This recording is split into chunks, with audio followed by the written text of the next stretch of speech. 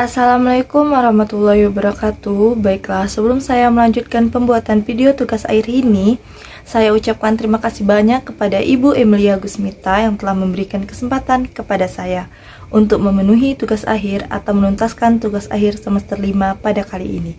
Baik, langsung saja selanjutnya saya akan memperkenalkan diri saya terlebih dahulu. Perkenalkan, nama saya Desi Aryani, NPM saya 20.178.20.10.17 dari lokal atau konsentrasi 5PP1 mata kuliah perilaku dan pengembangan organisasi. Jurusan saya administrasi publik dan dosen pengampu yaitu Ibu Emilia Gusmita SOS MPD.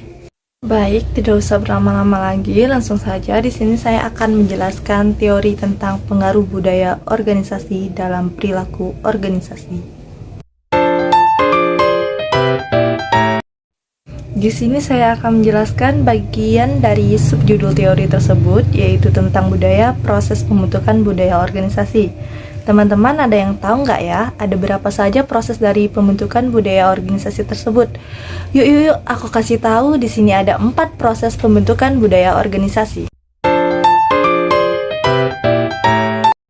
Yang pertama yaitu manajer puncak, yang kedua perilaku organisasi, yang ketiga hasil, dan yang terakhir atau keempat itu budaya. Baik, di sini sebelum saya menjelaskan 4 bagian dari proses pembentukan budaya organisasi, saya akan menjelaskan terlebih dahulu apa itu budaya dan apa itu organisasi, supaya teman-teman bisa jelas 4 proses dalam pembentukan organisasi tersebut.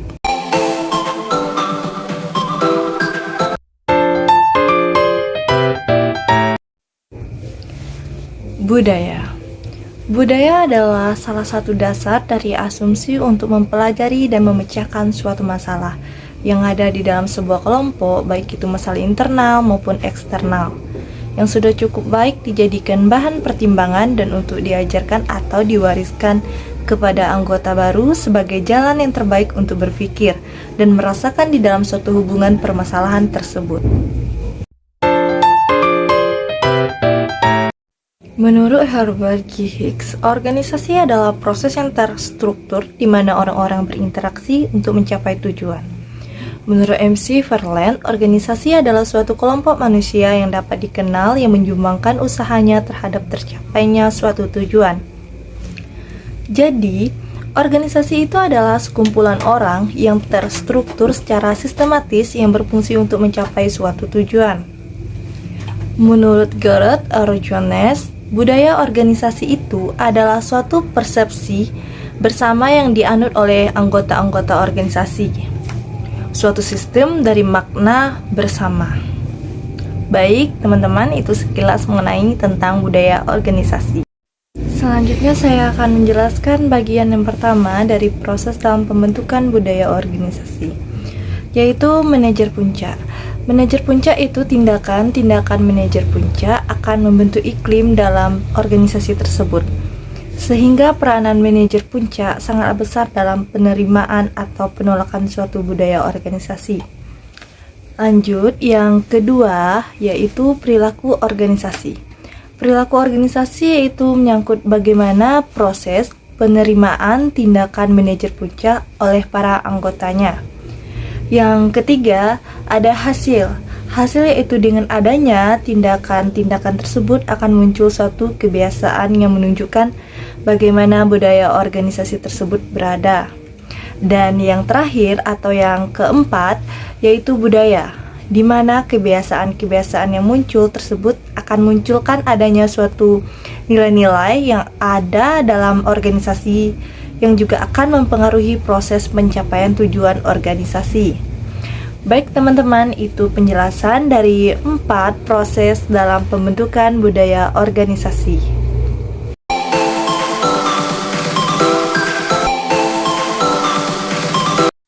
Baik, jika kita kaitkan dengan analisis SWOT, maka sejarah organisasi ini sangat berpengaruh pada organisasi pada saat ini. Nah, pada materi kali ini saya mengaitkannya pada organisasi kampus atau mahasiswa, itu HMBM.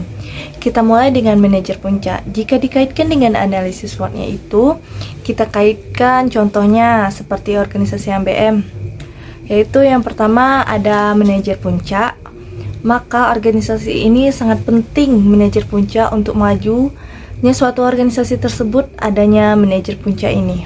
Organisasi ini bisa menjadi pemimpin atau mengarahkan bawahannya untuk berjalannya organisasi HMBM tersebut di masa sekarang atau mendatang.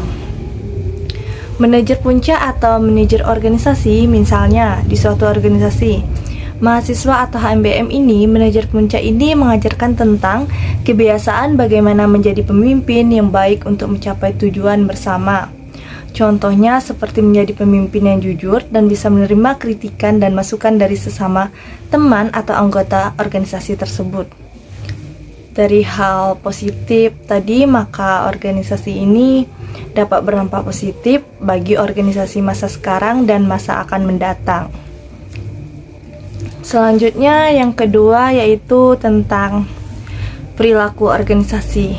Maka organisasi ini sangat penting perilaku organisasi tersebut. Untuk majunya organisasi HMBM adanya perilaku organisasi ini. Seluruh anggota HMBM bisa mencerminkan hal yang positif dan perilaku yang baik untuk majunya organisasi sekarang dan akan mendatang.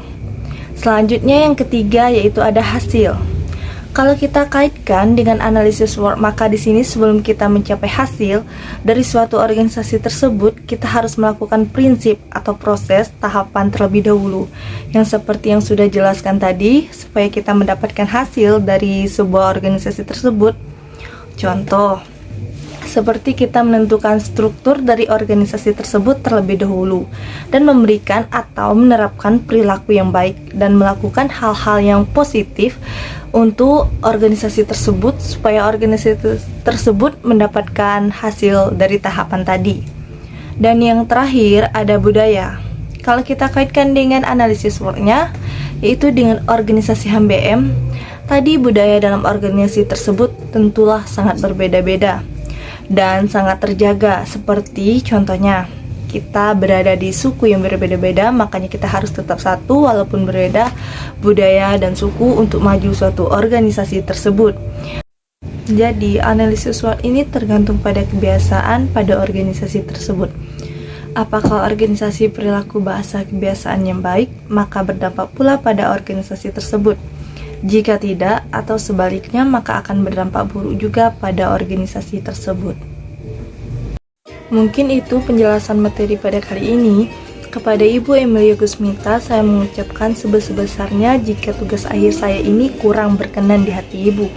Sekali lagi saya mohon maaf, semoga dengan materi yang saya jelaskan kali ini dapat membuahkan hasil maksimal atau memuaskan untuk saya pribadi.